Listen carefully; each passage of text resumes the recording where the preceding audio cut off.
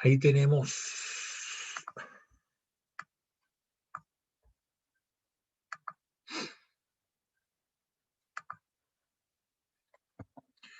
ya, el problema es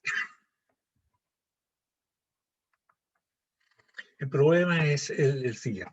Tenemos aquí un estanque, un tambor parecido a esto que están en la gran minería del cobre,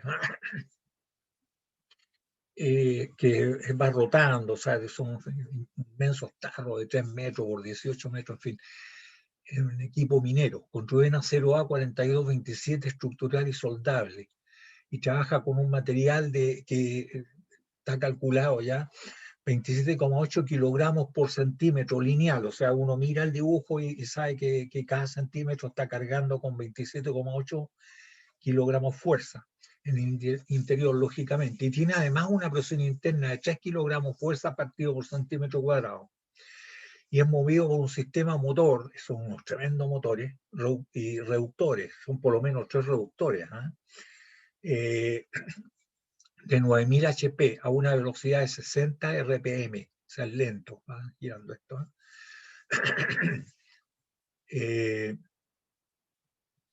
Depende también del factor de seguridad con que está trabajando según la teoría de von Mises. El tarro, digamos, en específico ese que está mostrado ahí. Si ustedes se fijan, este es el tambor, tiene 3 metros de diámetro, tiene un espesor de pared ya aquí son 30 milímetros, o sea, 3 centímetros. Me equivoqué, aquí me falta un cero, ¿ya? Son 3 centímetros de espesor, no 3 milímetros. 3 milímetros una hojalata, se desarma todo. Entonces, aclaramos entonces que son 30 milímetros. Pues ya con esto de que llegan tan tarde,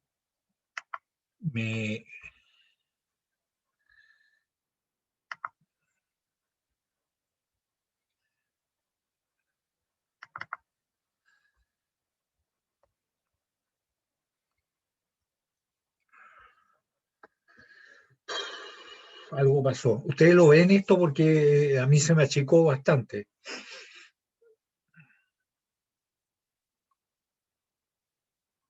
Sí se ve. Sí se ve. Pero lo ven muy chico o no. Recién se ve igual. Se ve igual ya. O sea, yo los que lo estoy viendo bastante enano esto. Bueno, pero ustedes los que tienen que verlo bien. Entonces aclaro que son 30 milímetros de espesor y 3 metros, porque es milímetros, y 3 metros de diámetro, y tiene un largo de 18 metros. Les tengo que decir que acá hay unos anillos puestos que son de acero, que son las pistas de rodadura, ¿ya? Por ahí rueda esto para mantenerse, porque esto no tiene un eje a donde lo está sujetando. Y además aquí, si ustedes se fijan, tiene unos patines, aquí un rodillo, y esto es un triangulito y articulado aquí, y lo mismo acá, y esto finalmente son 60 grados. Que tiene uno acá, donde está esa aro de rodadura, y acá, donde está el aro de rodadura. Y en este aro de rodadura tiene una rueda, que normalmente son de fundía, porque son inmensos dientes, y de 3 partes, se unen y se pegan al aro, de manera que aquí está la transmisión, y aquí vienen los reductores, que son por lo menos 3 reductores, antes de llegar al motor, que tiene además su sistema de acoplamiento, tiene el freno, en fin, ahí tiene los 3 reductores. Entonces eso es lo que tiene, y adentro tiene el material este que así en esta línea tiene 27,8 kilogramos de fuerza por centímetro lineal. Entonces, si esto está apoyado acá en los extremos, tiene el peso propio, tiene el material adentro, indudablemente esto está sometido a flexión. Es una flexión de carga distribuida, ¿cierto? Apoyada en los dos extremos. Y además y la flexión produce tracción. Y ustedes saben que es una distribución parabólica, ¿cierto? Es una distribución parabólica donde en el centro el valor máximo del momento flectante, los extremos cero, y en el centro es Q por L al cuadrado octavos. Pero además hay torsión, porque aquí está transmitiendo una potencia rotacional, el motor, el motor es de 9000 HP y finalmente llega acá casi lo mismo, o sea, el rendimiento es el que disminuye a través de los reductores. Cada reductor disipa algo de energía, ¿cierto? No todo se va a transmitir al tambor. Y además esto no dice la velocidad que gira el motor, no importa, pero finalmente el tarro este va a girar, ¿cierto?, a 60 RPM. ¿Ya? Entonces está claro que el punto más fuertemente traccionado va a ser este, tanto en X como en tangencial. Y además que eso está sometido a un momento torsional. Supongamos que el mismo momento que se transmite acá. ¿Ya? De manera que nosotros podemos empezar a hacer lo que siempre he recomendado, que es lo que hace el maestro que prepara la caja de herramientas. Ahí estamos calculando, ¿cierto?, el área transversal, porque es un anillo, ¿cierto? Si ustedes cortan este tarro y lo miran, es un anillo.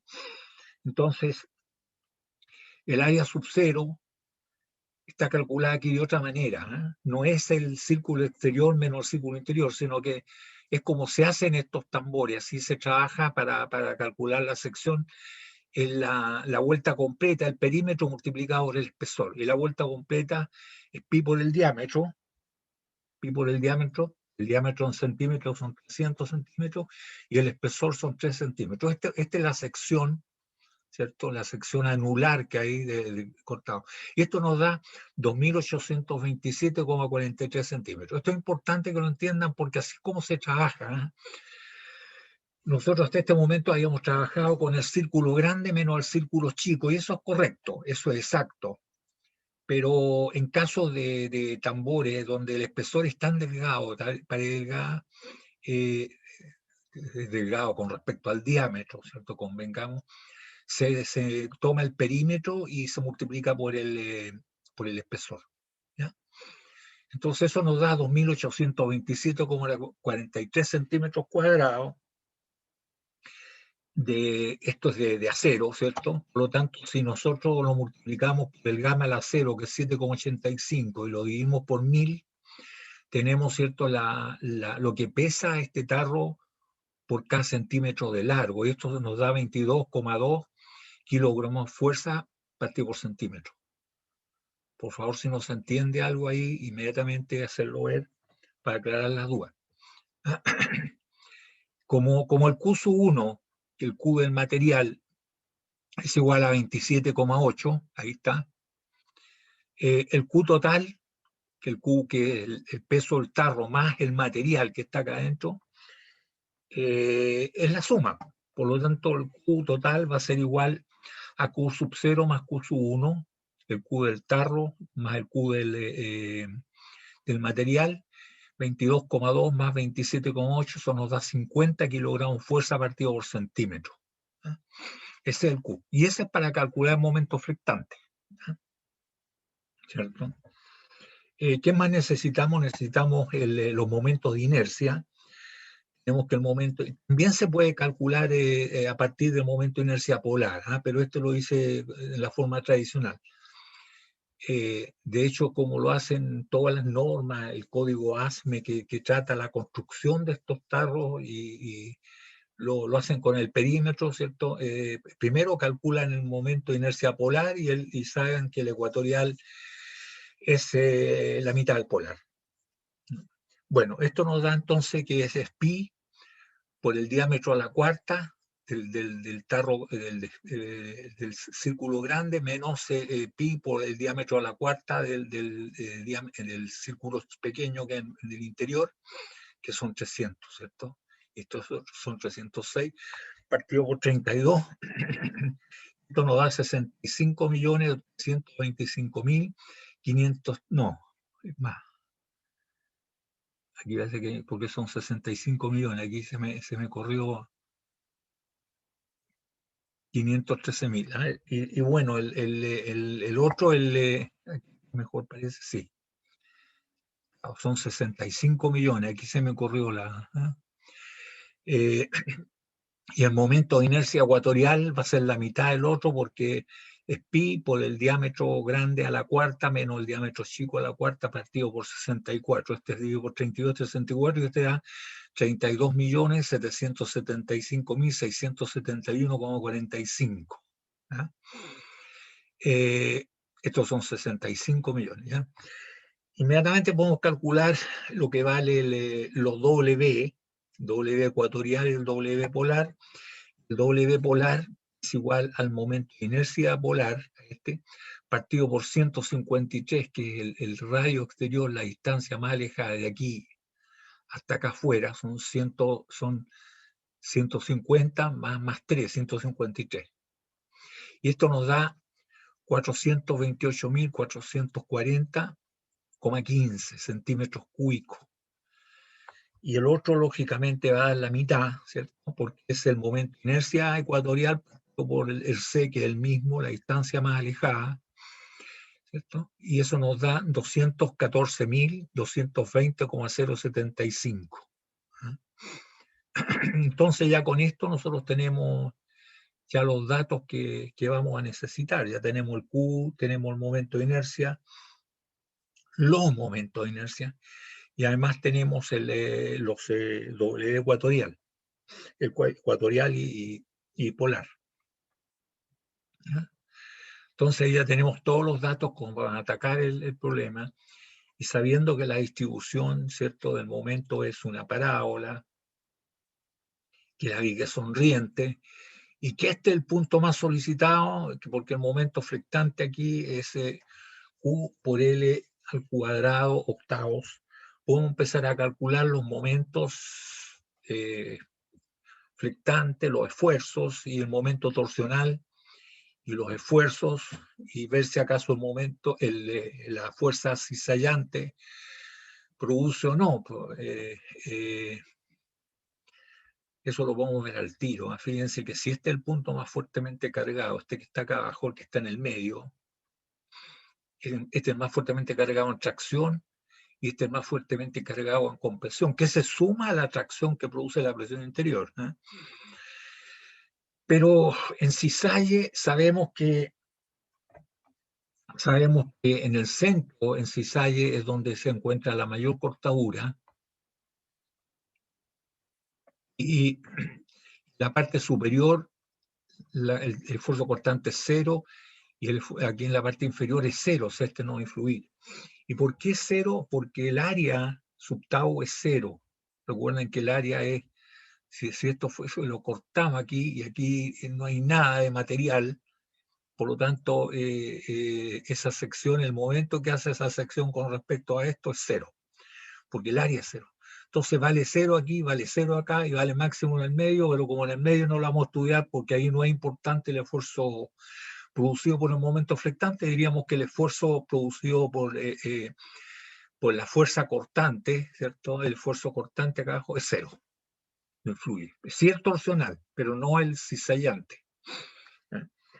Bueno, ya con esto ya podemos atacar el problema y podríamos decir entonces que el momento flectante, esta es la parábola, es Q por L al cuadrado octavo, ¿cierto? Q vale 50 kilogramos por centímetro, el L son 18.000 milímetros, vale decir son 1.800 centímetros, 1.800 al cuadrado octavo. Esto nos da un momento flectante en el centro de 20.250.000 centímetros kilogramos fuerza. Es el momento flectante que va a originar arriba compresión, abajo tracción. De manera que el esfuerzo, el sigma, ¿cierto?, debido al momento flectante, el sigma en el plano X, ¿cierto?, extracción, es igual a momento flectante partido por el W ecuatorial. El momento flectante, ¿cierto?, son los 20.250.000, y el módulo de sección ecuatorial, calculado anteriormente, son 214.229,075. Por lo tanto, el esfuerzo que se produce allí, ¿cierto?, es igual a 94,53 kilogramos fuerza partido por centímetro cuadrado. Este es el esfuerzo en el punto abajo producido por el momento flectante. que corresponde al peso propio más el peso del material que está dentro, porque el Q se sumó. ¿Ah? El Q que se ocupó aquí en la suma de los dos. Tenemos entonces el esfuerzo producido por el momento flectante. Ahora podríamos ver el momento torsional y cuál es el esfuerzo cortante que este produce. El momento torsional, ¿cierto?, es igual a 71.620, que es el factor de corrección de unidades, de la potencia en HP partido por la frecuencia en RPM. La potencia son 9.000 HP y la frecuencia son 60 RPM, y esto nos da entonces 9.549.333,33 centímetros kilogramos fuerza.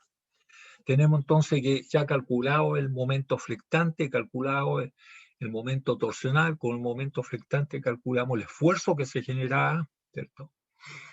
Y ahora con el momento torsional calculamos el esfuerzo cortante que genera en ese plano X, en dirección tangencial, podríamos decir, porque va persiguiendo en todas partes. Y esto nos da, ¿cierto?, el esfuerzo cortante al momento torsional es igual al momento torsional partido por el W polar.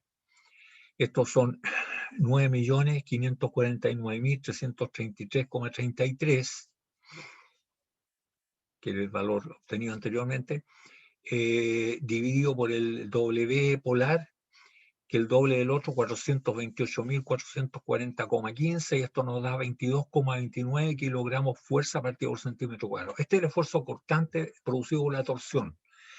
En cualquier parte, porque en cualquier parte del manto cilíndrico el momento va a ser el mismo, el módulo de sección polar también, por lo tanto esto se mantiene. Este es solamente en el centro y en la parte de abajo, ¿cierto?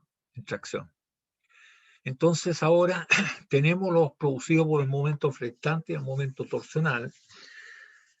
Veamos qué es lo que hace la presión interna. Bueno, acá habría que aclarar, tal como les dije, que el esfuerzo cortante debido al cizalla, la fuerza cizallante es igual a 0, porque 0 arriba es 0 abajo y solamente en el centro es el valor máximo, es una parábola, ¿cierto? Y donde estamos estudiando en el punto abajo es 0, porque el área es 0, el área sub tau. O sea que aquí no hay nada que agregarle a este. Entonces ahora sí que podemos entrar, ¿cierto?, a ver lo que pasa con la presión interior. Hay un sigma sub teta, ¿cierto?, que es igual a P por D partido por 2 veces T. La presión son 3 kilogramos fuerza partido por centímetro cuadrado, el diámetro son 300 milímetros, ¿cierto?, y abajo dividido por 2 y el espesor son 3 centímetros. Por lo tanto, ¿cierto?, aquí nos queda 150 kilogramos fuerza partido por centímetro cuadrado. Y este es el sigma tangencial, si podríamos hablar de X y tangencial, no Y, porque esta es la parte de abajo, ¿cierto? En todo caso sería en el plano X, pero en dirección Z. Sería entonces este. Y el otro, lógicamente, sabemos que es igual a la mitad, sigma sub phi, ¿cierto? Que ocurre en el plano X, este ocurre en el plano tangencial y está en el plano X, es igual a P por D partido por 4 veces T. P vale 3 kilogramos fuerza partido por centímetro cuadrado, el diámetro son 300 centímetros, y 4 y el 3 el espesor, 3 centímetros de espesor, y esto nos da lógicamente la mitad, 75 kilogramos partido por centímetro cuadrado, corresponde al sigma sub X debido a la presión, y este corresponde al sigma sub X debido al momento flectante. Por lo tanto, habrá que sumar los dos para saber cuánto vale el sigma sub X. El sigma sub X, entonces, el sigma sub X debido al momento flectante más el sigma sub X debido al esfuerzo por la presión, que corresponde al sigma sub phi. El sigma sub phi es el que está trabajando en el plano X. Y esto es parejo en todo el círculo, pero en este punto es especialmente más fuerte porque aquí el momento flectante es más fuerte en la parte de abajo. Y esto nos da entonces, ¿cierto? 94,53 más 75. Esto nos da 169,53 kilogramos fuerza partido por centímetro cuadrado. Este es el sigma sub X. Y el sigma tangencial, ¿cierto? Sería el 150 kilogramos fuerza partido por centímetro cuadrado. Y el esfuerzo cortante, ya sabíamos en X, en el plano X, es 22,29. Por lo tanto, estaríamos ya en condiciones de calcular los esfuerzos principales ahí en ese punto, en el punto justo en la mitad y abajo. Por lo tanto, nos resulta que el sigma sub 1 y el sigma sub 2 es igual a sigma sub x, 169,53, más sigma subtangencial, que es 150, partido por 2, más para el 1, menos para el 2, ¿cierto? El sigma sub 2, raíz cuadrada de 169,53, menos ahora 150, y todo esto dividido por 2 y elevado al cuadrado, más el tau, que solamente es 22,29 al cuadrado. Esto nos da entonces 159,765 más menos 24,335. Esta es la raíz cuadrada y este es la primera parte. De manera que tendríamos que el sigma sub 1 nos va a dar la suma, ¿cierto? Y la suma 184,1 kilogramos fuerza partido por centímetro cuadrado. El sigma sub 2 es la resta. Eso nos da 175,43 kilogramos fuerza por centímetro cuadrado. Y el tau máximo no es esto, porque esto, fíjense bien, el círculo de Mohr son los dos valores positivos, este y este. Así que el círculo va a tener un radio muy pequeño, sí, pero el sigma sub 3 sería igual a 0, ¿cierto? Por lo tanto, entre sigma sub 1 y sigma sub 3 la cosa. Vale decir que el máximo, ¿cierto? Es sigma sub 1 menos sigma sub 3 partido por 2. Como este es 0, es 184,1 menos 0 partido por 2 es 92,05 kilogramos fuerza partido por centímetro cuadrado. Sería el esfuerzo cortante máximo, ¿ya? Y esto nos sirve entonces, ¿por qué? Porque ahora entrando si nos piden según von Mises, y de acuerdo a von Mises es igual a raíz cuadrada, el sigma de von Mises sigma sub 1 al cuadrado, perdón, raíz cuadrada, sigma sub 1 al cuadrado, más sigma sub 2 al cuadrado, menos sigma sub 1, sigma sub 2. Como aquí los dos esfuerzos son positivos, nos va a quedar simplemente la resta. Nos queda entonces que el sigma de von Mises, ¿cierto? Debido a esta combinación de esfuerzos, es igual a raíz cuadrada 184,1 al cuadrado, más 135,43 al cuadrado, y menos el producto de 184,1 multiplicado por 135,43, ¿cierto? ¿Ya? Y eso nos da 165,23. Ese es von Mises. Debido a si ustedes se fijan, aquí está la combinación de esfuerzo. Hay esfuerzo debido al momento flectante, esfuerzo debido a la presión interior, tanto en X como en el otro plano que sería los esfuerzos tangenciales a la circunferencia. Y tenemos el esfuerzo cortante debido solamente al momento torsional.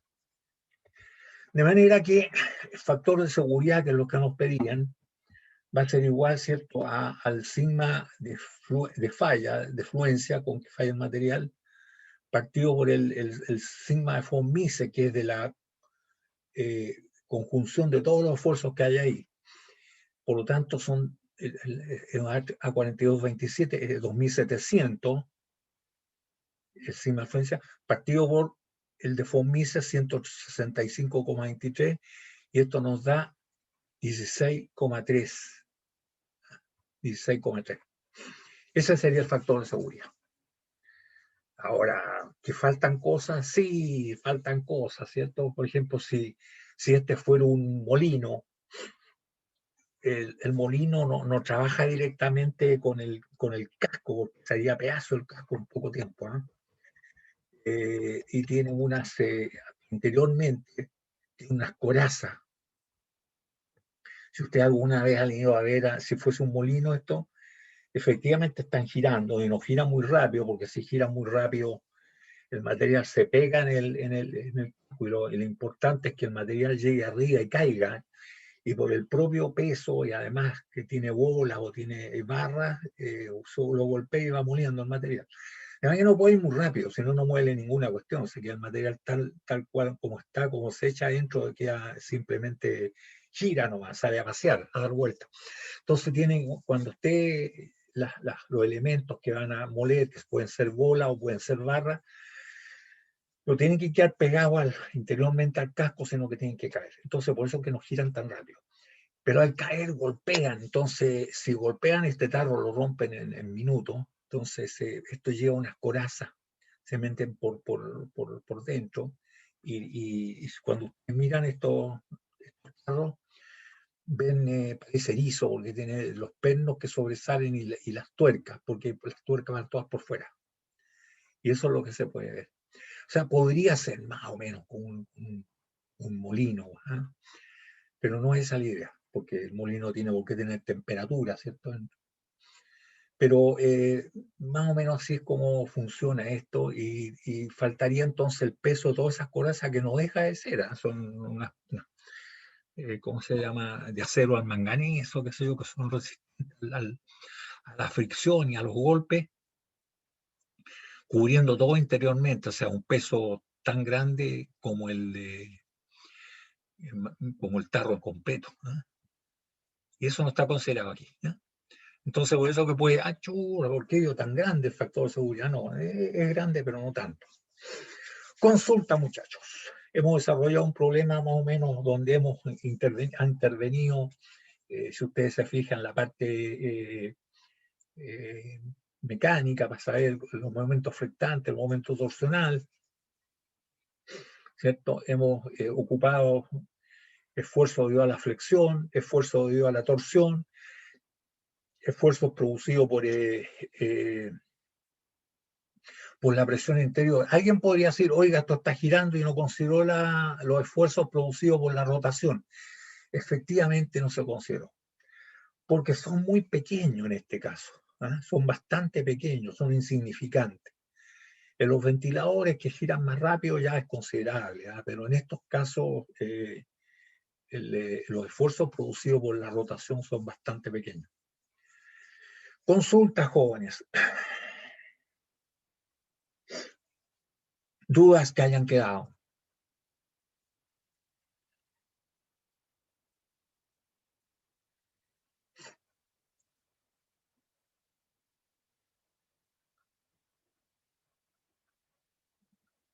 Si ustedes se fijan aquí, está toda la parte de la materia que hemos visto, ¿eh? Está incluso las cargas combinadas, teorías de fallas, está la flexión, está torsión, ¿eh? Consultas.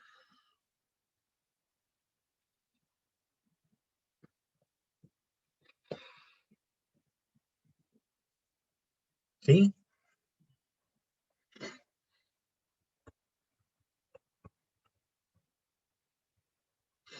Me cuesta creer, muchachos, que no haya ninguna duda, así que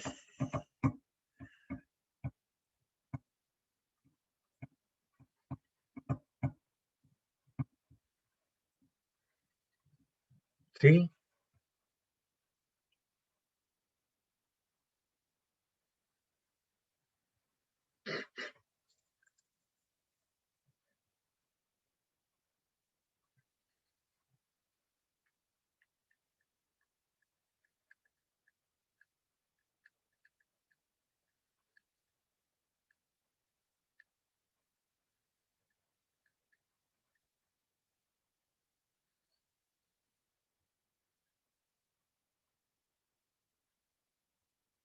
no hay ninguna consulta.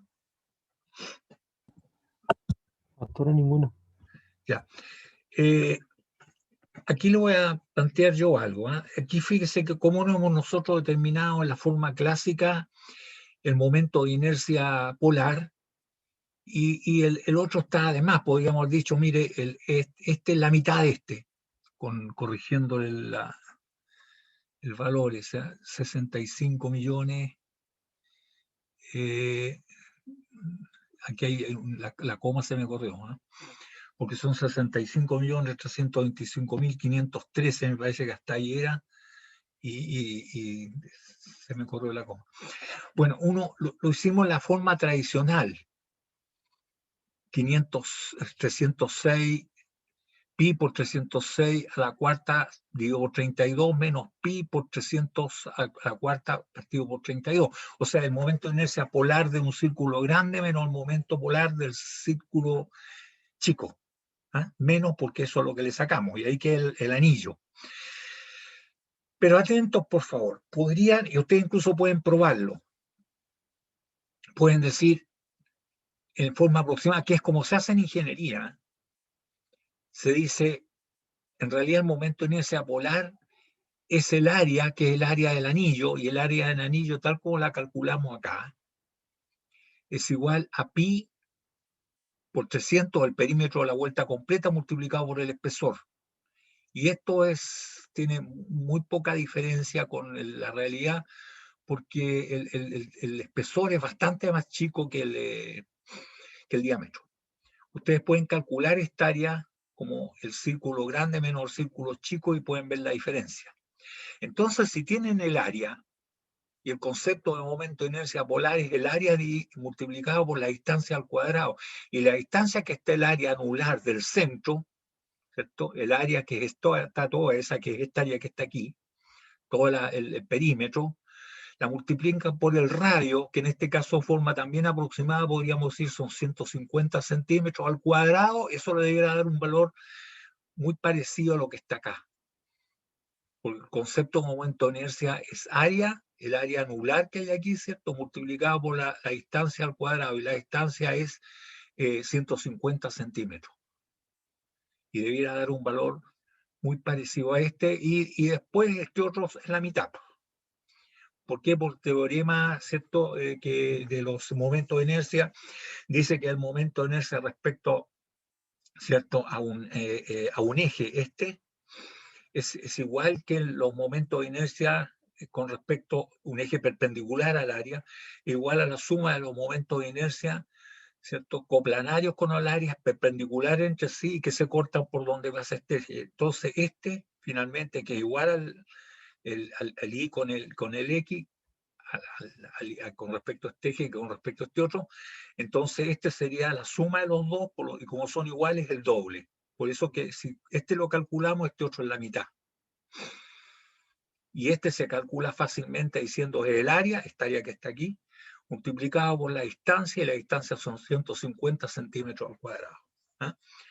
Y nos da un valor bastante aproximado, que es el que se utiliza en ingeniería. En ingeniería no se calcula así. No se calcula de esta manera, sobre todo para los tarros donde el espesor es bastante más chico, ¿cierto?, que el diámetro, que es lo que ocurre en los tarros que hemos visto nosotros de pared delgada.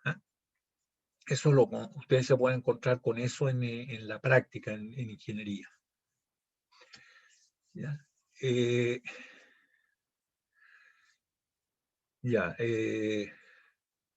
En realidad hemos repasado toda la materia. Lo único que no lo vimos es algo que es muy ya propio del diseño, que es el cálculo del esfuerzo cortante en flexión, que se utiliza para calcular. Nosotros sí lo ocupamos para determinar los esfuerzos principales, considerando el esfuerzo cizallante en flexión. Pero en la práctica se utiliza para determinar los diámetros de remache, diámetros de pernos que unen estructura, y para determinar el tamaño de la soldadura. Esa parte no la enseñé porque es muy específica del diseño. Los mecánicos tendrán la oportunidad de verlo en una asignatura que se llama elementos de máquina. Ahí se ve el cálculo de la soldadura. Claro, es importante calcular la soldadura porque cuando tienen que levantar algunas cargas grandotas, ¿cierto? Y hay que soldarle unos cáncamos, una argolla, hay que soldarle a la estructura para poder estivarla, para poder cargarla. pucha, hay que calcular bien esa cuestión porque si se llega a cortar se viene el equipo al suelo y se hace pedazo, entonces no, es delicada esa parte, ¿no? Sobre todo en el montaje, ¿no? En los montajes muchas máquinas, muchos equipos pesados vienen con sus cáncamos listos para llegar y engancharlos ahí y levantarlos. Esos son tan calculados, ¿no? No es cuestión de que le hayan soldado cualquier cosa, ¿no? Entonces, jóvenes, consultas. Si se entendió todo, pucha, qué bueno, quiere decir que están más o menos bien preparados, ¿ah? Eso espero. Acá yo en este otro problema anterior que vimos les recomendé, espero que meterle números, ¿cierto? Este que está acá,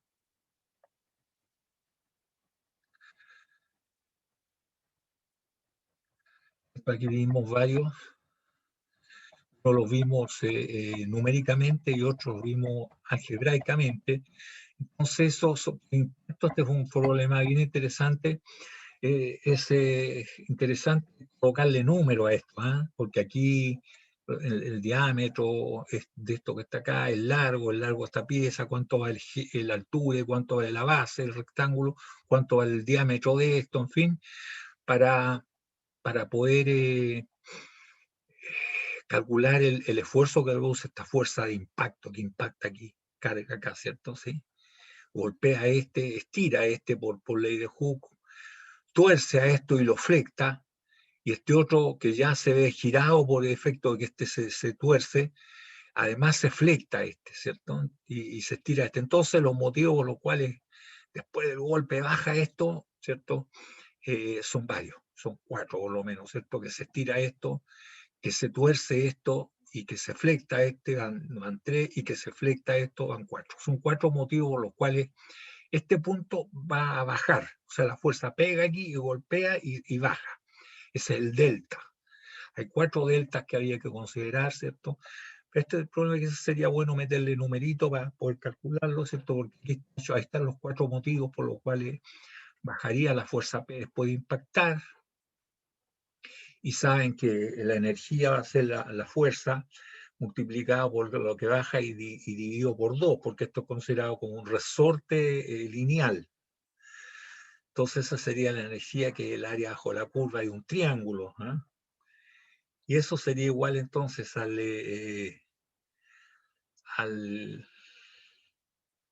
o sea, haciendo igual la energía potencial, ¿cierto? Gravitatoria original debe ser igual a la energía potencial de formación elástica al final, si esto se ha deformado elásticamente, ¿eh? Ahí están los deltas, ¿cierto? Cada una la deflexión, porque ahí calcular la deflexión siempre en función de P, ¿cierto? De manera que aplicando la ecuación, ahí teniendo los momentos de inercia, ¿cierto?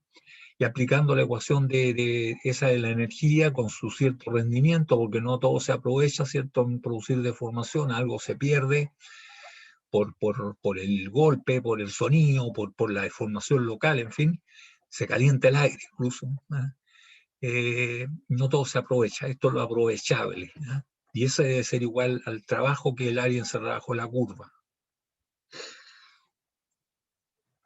Y bueno, ahí se determina, ¿cierto?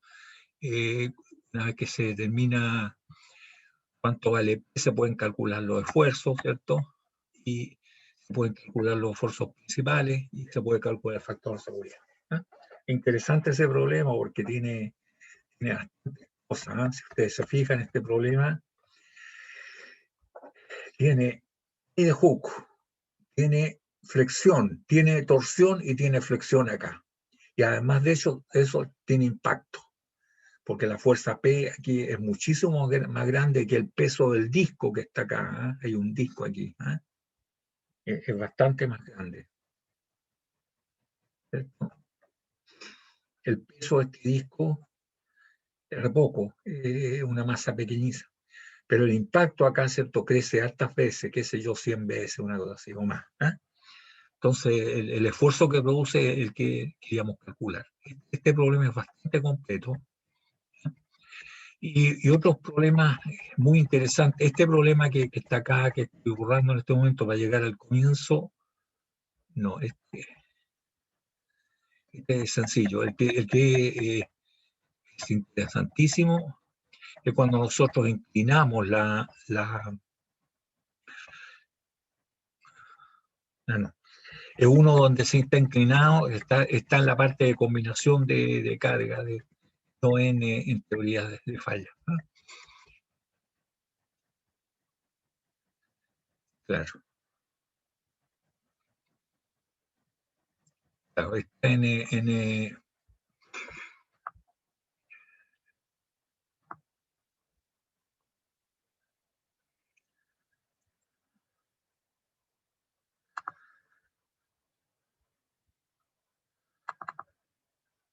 combinación de fuerza.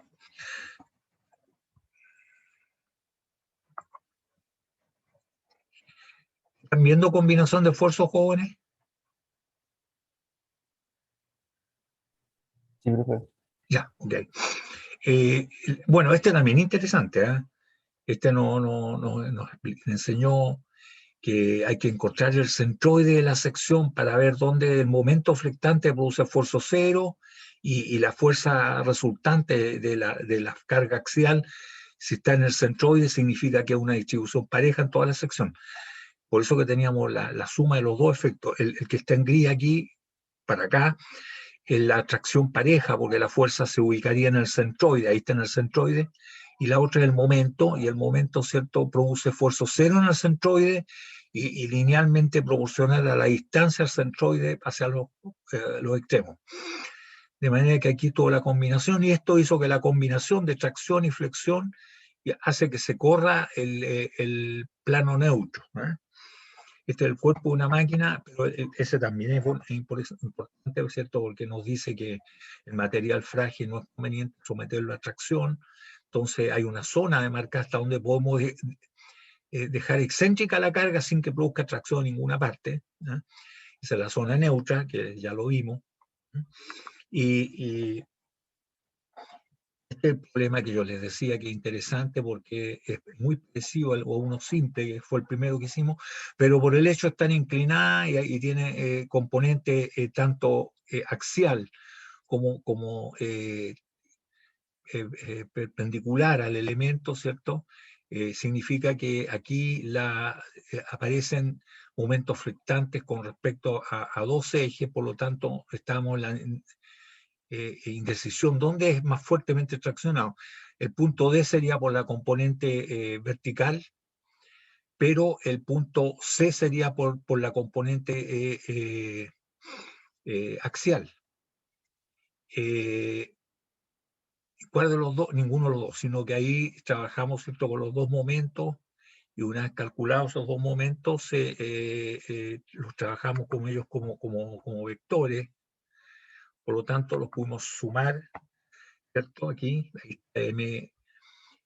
MZ que produce tracción en D, y está MY, ¿cierto?, que produce tracción en C, pero ni C ni D, sino que que sería la resultante de estos dos momentos vectorial, puedo encontrar el ángulo θ por la tangente del ángulo, y puedo encontrar entonces que el punto P, ahí está, este es el punto más fuertemente traccionado debido a los dos momentos, el momento en torno a Y y en torno a Z. P. Lógicamente que es más comprimido Q que el que está diametralmente opuesto. Entonces ahí le podemos sumar también el esfuerzo producido por la fuerza axial, la componente axial, ¿cierto? Y también la componente que cizalla, porque en este punto, si vemos de la fuerza cortante, ¿cierto?, que es para arriba, me parece, sí, para arriba. Si vemos la proyección en esta dirección hacia allá, la componente, esta es la que produce cero esfuerzo cortante aquí, cero esfuerzo acá y máximo acá y máximo en todos estos puntos. Entonces esa se va a sumar, ese esfuerzo cizallante se va a sumar el esfuerzo cortante producido por la torsión en el punto P, solamente producido por la componente en esta dirección. Por eso que es interesante sacar el ángulo θ. Entonces este problema también hay que revisarlo, es bastante interesante. Y para llegar aquí no se aplicó ninguna teoría de falla, Sí, se puso el sigma de falla como o el tau de falla, ¿cierto? El factor de seguridad. Se aplicó, podríamos decir, la teoría de Tresca, aun cuando el tau se sacó por la raíz cuadrada, y ustedes saben que el tau ya se debe sacar como la diferencia del sigma sub 1 con sigma sub 2, o el sigma sub 1 como el sigma sub 3, como fue en el caso que tenía preparado hoy día del tarro, ¿no? Entonces estos problemas son bastante interesantes. Ya un poquito más se ve bastante en la práctica, ¿cierto? Que son la flexión en dos planos, ¿ya? Pero sobre un elemento de flexión circular, ¿ya? Entonces vimos que se trabajó como momento en este punto, ¿cierto? Este momento, este otro momento, se calculó el momento de la suma vectorial de los dos, lo mismo ocurrió con este más este, y en un plano distinto, ¿cierto? Da un ángulo distinto, da otro momento flectante, pero como es circular, el W y el W ecuatorial es el mismo, ¿eh?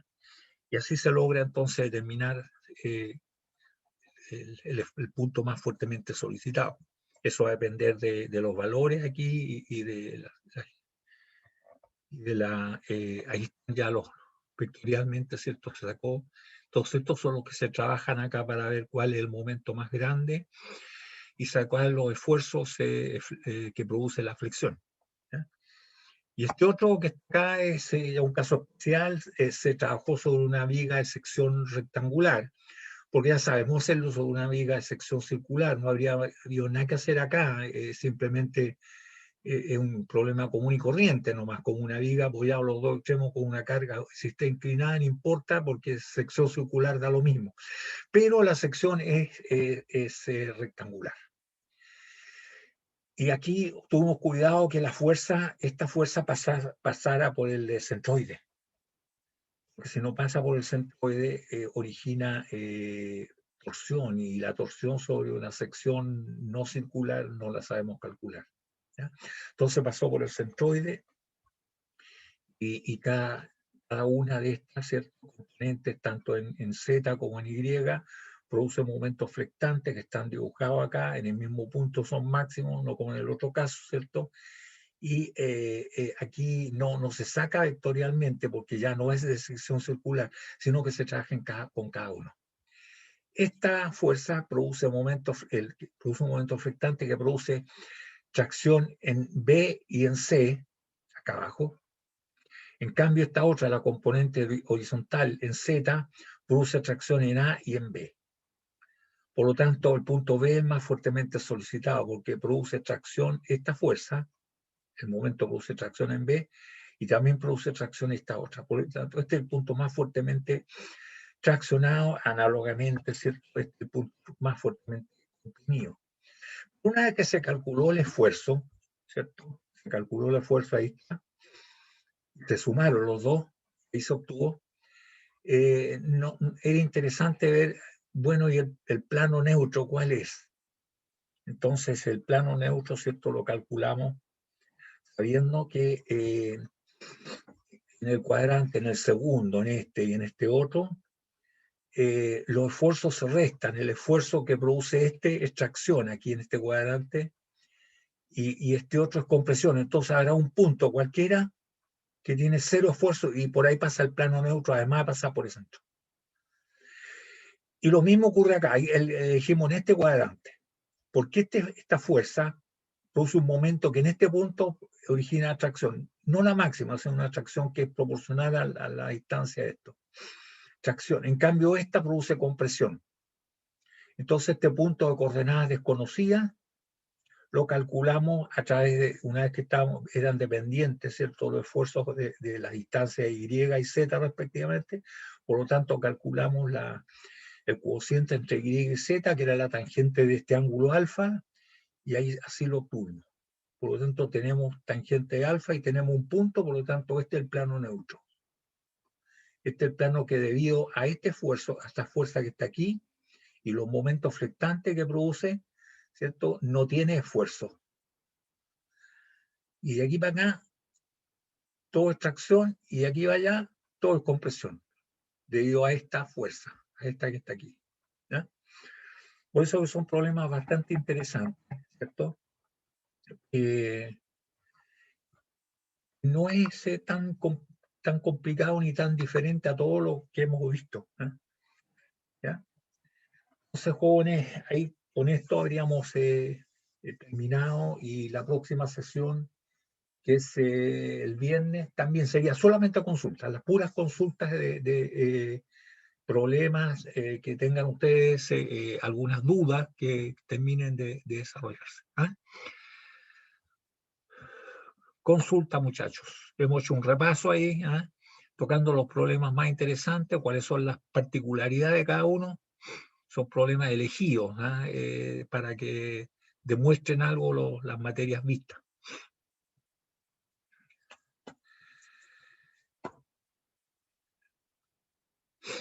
¿Qué me dicen, jóvenes? ¿Hay alguna duda? Yo dudo que haya sido tan claro que no queden dudas.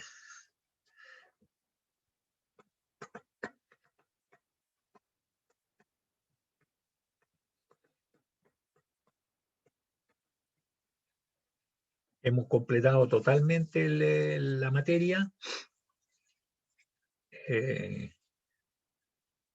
En este caso, no sé hasta dónde parte. ¿El pandeo fue preguntado ya o no todavía?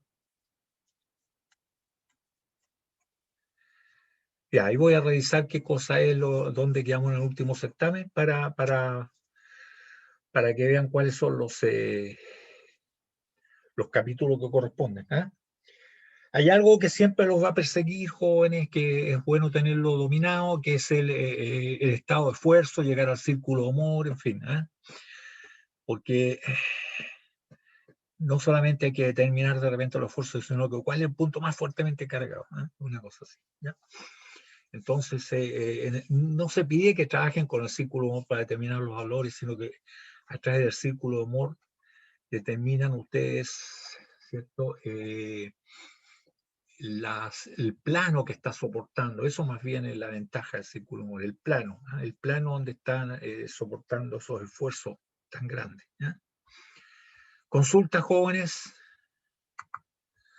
dudas que hayan quedado.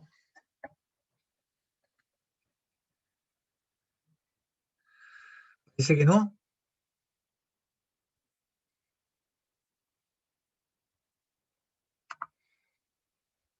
Bien, entonces, jóvenes, hasta ahí llegamos por hoy.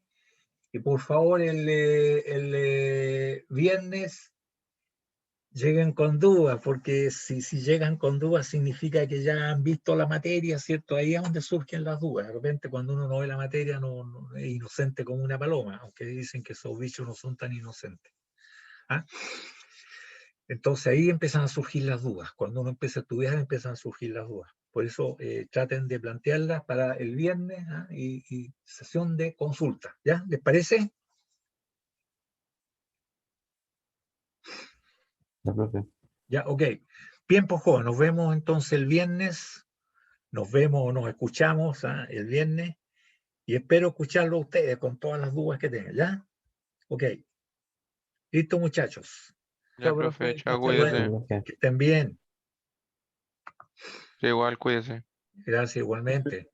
Chao.